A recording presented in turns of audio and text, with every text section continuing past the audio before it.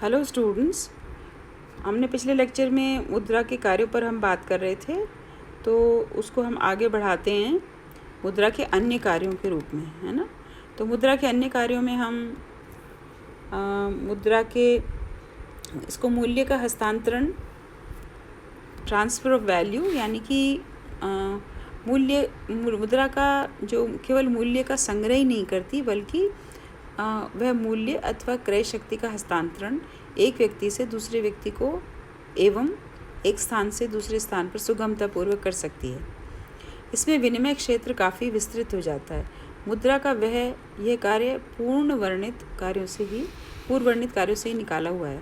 अर्थात कि मुद्रा का मूल्य का हस्तांतरण, यानी आपके पिताजी दूसरे शहर में रहते हैं और आप पिताजी से कहते हैं कि आपको किताबें खरीदनी हैं और आपको किताबें खरीदनी हैं, तो किताबें वहाँ से पिताजी किताबें खरीद कर भेजे, ये ज़रूरी थोड़ी है आपको पैसे भेज देंगे, तो मूल्य का हस्तांतरण हो गया। तो इस प्रकार से मुद्रा जो है एक सुगम तरीका है मूल्य के हस्तांतरण का। अब मुद्रा के आकस्मिक कार्यों की हम बात करें तो मुद्रा साख का आधार है। आज के दिन हम देखेंगे बैंक बहुत बड़ा रोल प्ले करते हैं इकोनॉमी में, है ना। तो बैंक क्या करते हैं, साख का निर्माण करते हैं। साख का निर्माण का अर्थ है कि बैंक अपने जो उनके पास जितना भी रुपया जमा होता है, मान लीजिए एक बैंक के पास 100 रुपया जमा हुआ और रिज़र्व अनुपात उसको 20 रुपया अपने पास रखना है। रिज़र्व बैंक तय करता है कि बैंक कितना रुपया अपने पास रखेगा, ठीक है। तो वो रिज़र्व अपने पास 20 रुपया रख लिया उसने, तो जो 80 रुपये हैं शेष, 5वां हिस्सा रखवाया, तो उस 80 को हम 5 से गुना करेंगे तो 400 रुपये की नई साख हम नई जमा का निर्माण कर सकते हैं। इस प्रकार मुद्रा ही साख के निर्माण का आधार बनती है ना। जब हम रिज़र्व बैंक केंद्रीय बैंक या व्यापारिक बैंकों को पढ़ेंगे तो हम साख निर्माण को और डिटेल में पढ़ेंगे कि 80 गुना 5 400 का क्यों किया गया, उसको हम डिटेल में वहाँ देखेंगे। लेकिन मुख्य बात यह है कि जितनी मुद्रा जमा होगी उसी के आधार पर साख का निर्माण होगा। फिर राष्ट्रीय आय के वितरण का आधार है, यानी कि राष्ट्रीय आय के वितरण अर्थात जो सारे राष्ट्र की आय है वो साधनों को भुगतान में लोगों को दी जाती है साधनों के रूप में। तो लगान, ब्याज, मजदूरी, मुनाफा, इन सब का जो वितरण, जो भुगतान है वो बहुत आसान है क्योंकि मुद्रा है ना। फिर वही बात कि काइंड के रूप में या वस्तुओं के रूप में डिस्ट्रीब्यूशन होना बहुत मुश्किल हो जाता है।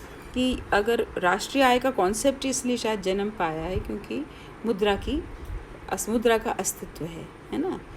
तो जो सारे साधनों को जो भुगतान होता है, मज़दूर को मजदूरी दी जाती है तो वो मुद्रा के रूप में, साहसी को लाभ मिलता है तो मुद्रा के रूप में, पूंजी का ब्याज मिलता है तो मुद्रा के रूप में, और भूमि को लगान तो मुद्रा के रूप में, किराया तो मुद्रा के रूप में। तो ये राष्ट्रीय आय के वितरण का आधार मुद्रा ही है ना।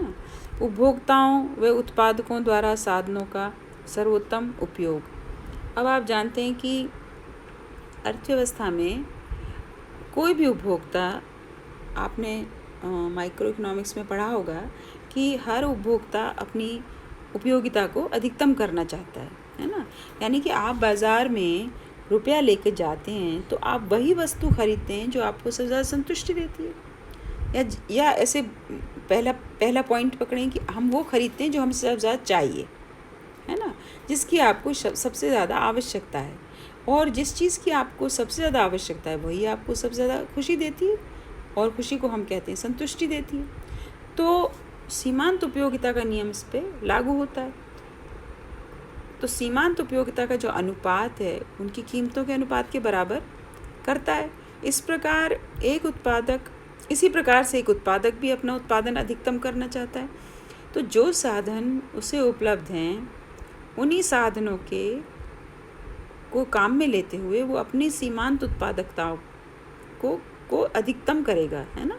तो सीमांत उत्पादकताओं के अनुपात में साधनों की कीमत के अनुपात के बराबर करता है।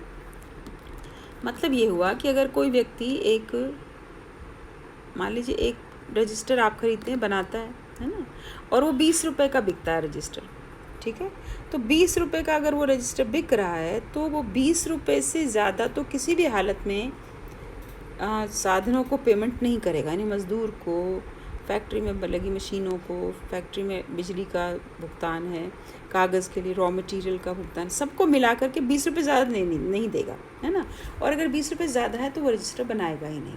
अर्थात जो उसकी सीमांत उत्पादकता है और साधन की जो कीमत है उनका अनुपात वो बराबर करता है ना। लेकिन संतुलन की इन दशाओं को प्राप्त करने में मुद्रा कीमत प्रणाली माध्यम से साथ देती है।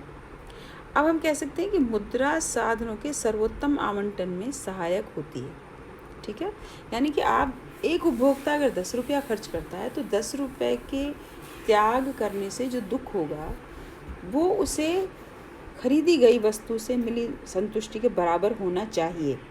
अगर आप देखिए, आप इसको ऐसे समझें आप कि आपने एक शर्ट खरीदने गए और दुकानदार से आप पूछते हैं कि वह शर्ट कितने की, तो वो कहता है 400 रुपये की है ना। लेकिन आप कहते नहीं 400 रुपये जैसा तो कुछ भी नहीं है इसमें। इसका मतलब क्या हुआ, आप इसको ये कह रहे हैं एक्चुअली इकोनॉमिक्स की भाषा में कि 400 रुपये देने से जो मुझे कष्ट होगा उतना कष्ट इसकी लेने से क्षतिपूर्ति नहीं हो रही, यानी इतनी खुशी नहीं दे रहा 400 रुपये, इसलिए मैं देना ही नहीं चाहूँगा कि 400 रुपये तो मेरे लिए बहुत ज़्यादा, और शर्ट वो संतुष्टि दे ही नहीं रही है। लेकिन अगर आप किसी दुकानदार से पूछें, दूसरी दुकान पे गए और आपने पूछा, आपने शर्ट देखी और आप ऐसा सोचते हैं कि वह शर्ट हो सकता है 500 रुपये की हो, बहुत सुंदर है, अच्छी है, हो सकता है 500 रुपये हो, लेकिन वो कहता है 400। अब आप क्या करेंगे, आपको बहुत खुशी हुई है ना, क्योंकि आप तो 400 ही दे रहे हैं और आपने सोचा था 500, यानी संतुष्टि आपको कितनी मिली, 500 रुपये के बराबर। तो कोई भी उपभोक्ता तब तक उपभोग नहीं करेगा जब तक कि उसको वैल्यू, उसकी मनी की वैल्यू नहीं मिलेगी। और इसी प्रकार से उत्पादक उत्पादन नहीं करेगा, है ना, जब तक कि जो वस्तु वह बनाकर बेच रहा है, बेचने में जो उसे पैसा मिलेगा और जो उसकी लागत है वो कम से कम लागत जितना तो रुपया मिलना ही चाहिए, है ना, उसके ऊपर मिलेगा वह उसका लाभ होगा। तो इस प्रकार से हम देखते हैं कि जो मुद्रा है वही तय करवाती है कि उपभोक्ता को संतुष्टि अधिकतम कैसे मिलेगी और उत्पादक को अधिकतम उत्पादन का लाभ कैसे मिलेगा। फिर धन को तरलता प्रदान करती है, यानी कि आप जैसे पिताजी ने बहुत सारी एक ज़मीन प्लॉट लेकर रख दिया, अब दीदी की शादी हुई तो वो प्लॉट बेच करके रुपया मिल गया, है ना। तो धन को तरलता किसने प्रदान की, मुद्रा ने, है ना। आप कार है, जेवर है, शेयर है, ऋण पत्र है, सभी असेट हैं, एक तरह से संपत्ति है, लेकिन इसको हम तरल में बदल सकते हैं। तरल यानी कि मुद्रा, तरल हम इसलिए कहते हैं क्योंकि वह सब जगह स्वीकार की जाती है। पानी बहता है ना, लेकिन आप पत्थर रखें तो पत्थर बहता नहीं है। तो तरल की मुद्रा इसलिए कि कहीं भी मुद्रा लेकर के आप जाएंगे, तो दीदी के लिए शादी का जोड़ा खरीदा तो मुद्रा दे दी, फिर मान लीजिए कुछ उसको गिफ्ट्स वगैरह खरीदी तो मुद्रा दे दी, टेंट वगैरह लगाने के लिए आपने साई दी तो वो मुद्रा दे दी। तो मुद्रा सब जगह स्वीकार है ना। लेकिन प्लॉट के टुकड़े कर करके तो आप नहीं दे सकते कि इतना छोटा सा प्लॉट तुम ले लो, इतना छोटा सा प्लॉट तुम ले लो, समझे बात को। तो मुद्रा को तो धन को तरलता किसने दी, मुद्रा ने। फिर और बहुत सारे काम हैं, विविध कार्य हम देख सकते हैं मुद्रा के, कि सरकारें और फर्में पारिवारिक बचतों को उधार लेकर निवेश में लगाती हैं। बचत निवेश में कड़ी स्थापित करने में मुद्रा मौद्रिक संस्थाओं जैसे बैंकों, वित्तीय संस्थाओं, शेयर बाजार आदि की महत्वपूर्ण भूमिका होती है। बचतकर्ता और निवेशकर्ता के बीच वित्तीय मध्यस्थता का महत्व बढ़ता जा रहा है। इन सब का भी काम मुद्रा करती है, ठीक है। तो इस प्रकार से ये सारे आपको कार्य मैंने बताए। एक बार थोड़ा सा हम इन कार्यों को वापस देखें तो ये मुद्रा के कार्य हैं प्राथमिक, है ना। इसमें हम प्राथमिक कार्य, द्वितीयक कार्य और आकस्मिक। फिर प्राथमिक में हमने लिया विनिमय का माध्यम और मूल्य की मापक है। फिर द्वितीयक कार्यों में लिया मूल्य संग्रह और विलंबित भुगतान का आधार है, मूल्य का हस्तांतरण है। आकस्मिक कार्यों में लिया साख का आधार है, राष्ट्रीय आय के वितरण का आधार है, उपभोक्ताओं और उत्पादकों द्वारा साधनों का सर्वोत्तम उपयोग है और धन को तरलता प्रदान करती है, ठीक है। अब मुद्रा का महत्व मैं आपको अगले लेक्चर में हम मुद्रा का महत्व करेंगे, ठीक है। थैंक यू बच्चों।